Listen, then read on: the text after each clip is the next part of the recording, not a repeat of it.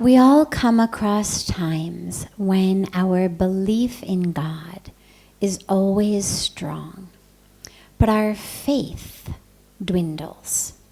How can we develop complete faith that removes fear of the unknown?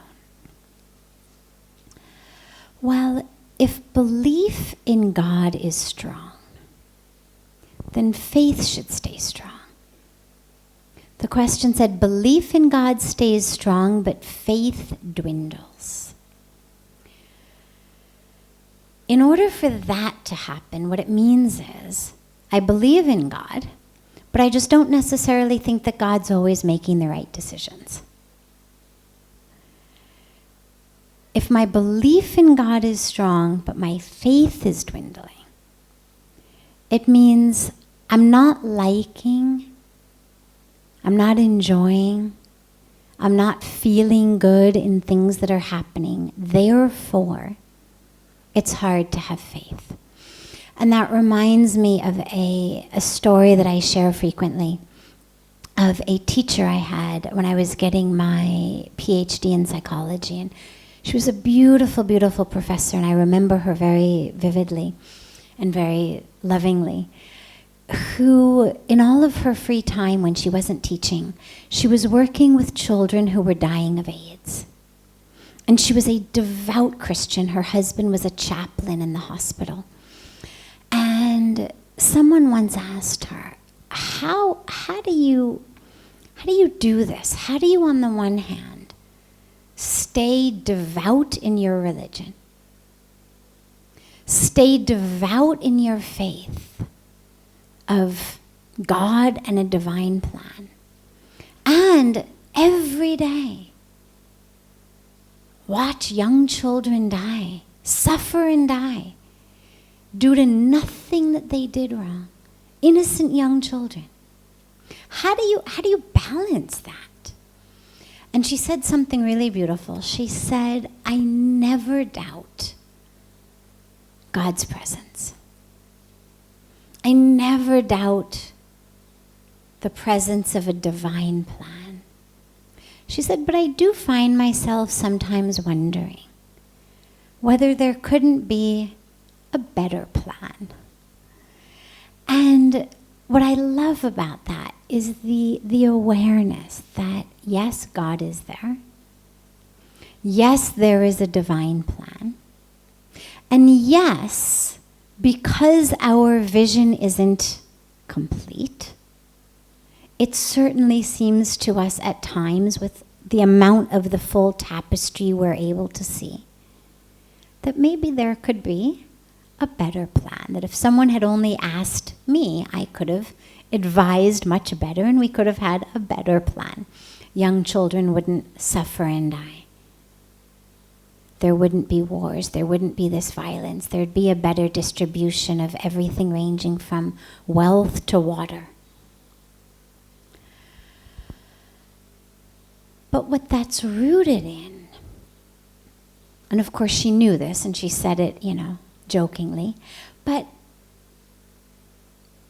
it's rooted in only being able to see a piece of the tapestry. And it's rooted in a belief that that which we value, whether it's success, whether it's wealth, whether it's health, whether it's peace, whether it's happiness, is somehow also the divine plan. That somehow God's highest plan is success and wealth and health, because, right, you shake your head, of course not. But yet, in our minds, what happens is we've got faith until the stock market crashes and we lose our money. A loved one gets sick and perishes. We get sick. We're given a terminal diagnosis. An earthquake flattens our house. we see a news show or a documentary that rips our heart out of the suffering of people on the planet. These are the sorts of things that shake our faith. Even though we know God is there, it's what shakes our faith. And the root of that shaking faith is things should be different. The earthquake should not have leveled my house. The stock market should not have crashed. I was such a good person. My loved one should not have gotten sick and die. I should not be sick. We're good people. I've done good things. As though somehow loss, whether it's of money, whether it's of possessions, whether it's of your health, whether it's of a loved one, is somehow a punishment. And therefore, if you don't deserve the punishment, there's no justice. If you've been handed out a punishment that you didn't deserve, well then where's this kind and loving God? But the flaw lies in our reasoning. None of that which happens is a reward or a punishment. God's highest plan in kindness and love and compassion and benevolence and all of that is not that we should all be rich and successful or necessarily live a really long time. I mean, if it happens, great. But the highest, most benevolent, compassionate plan is that we should awaken to the divinity within ourselves. And so that which happens in our lives happens so that we can take that next step. There's a beautiful moment in the epic of the Mahabharata where after the war, the Mahabharata, of course, is the epic in the midst of which the Bhagavad Gita was spoken. And then there's the war. And despite Lord Krishna being there, despite God being there, of course there's death. It's a war in order to restore Dharma. There had to be a lot of death. And at the end of the war, Lord Krishna says to Kunti, he says, the mother of the Pandavas, he says, you've been so devoted, so dharmic, so pious, so pure, so divine. Ask any boon of me. This war's been horrendous. You've suffered so much. Nonetheless, despite losing so much, suffering so much, you've been just the epitome of grace. Ask anything. I'll give you any boon. And this is Lord Krishna speaking. It's God speaking. So she said, I want that in all of my lives and all of my births, I should always suffer a little. And he said, what? Why do you want to suffer? I've just told you to ask any boon. I'm God standing before you, offering you anything. Why do you want to suffer? Why are you asking me for this boon? This isn't a boon, this is a bane. Why are you asking for this? And she says, because what I have found is that when things are going very well, when everything's great, I sometimes can forget you and drift away in my mind far from you. But when I'm suffering, I'm very close to you. You're very near to me. I'm always remembering you. And since I know that remembering you and being close to you is the highest ultimate goal, then grant me the suffering. And so it's not that suffering is the goal, any more than not suffering is the goal. The goal is to awaken.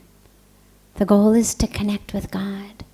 And so all of that which happens is ultimately for us to take the next step in our awakening. Most of it, of course, is due to our karma, due to things that have happened. But I also believe that it works not only retrospectively, but that it also works in terms of moving into the future. So it's not just a matter of that which is happening today is due to that which happened in the past, but also sometimes I think that which happens today is to create, allow, permit that which needs to happen in the future. And so, for example, the incredible widespread suffering that's happening today. In my personal belief, I don't think it's all due to the karmic debts of all of those to whom it's happening. I believe that on some level, and I couldn't tell you exactly how it's happening, but it's just a deep belief that I have, is that there's also a lot of individual souls. Of course, we always talk about how it's really one soul, but the individual waves of that ocean, the individual consciousnesses that have made a decision in some way to utilize this life in order to catalyze an awakening on the planet. And that it's not just a matter of all of these people somehow deserved to suffer and die in this way, but that through their suffering and dying today, so many people on the planet are waking up. That there's a wave of consciousness that is rising on the planet. And so I actually believe that it works in both ways, that which is happening is due to that which we've done, but also that which is happening may be due to that which needs to be done in the future. And that there are individual souls, consciousnesses who have made this choice on some level, in some way, to be in service of a greater awakening. And so our faith should not be shattered when things like that happen. And we should always understand that there's a bigger picture. And if we just could see the whole tapestry, it would make sense. And that's the faith to hold on to.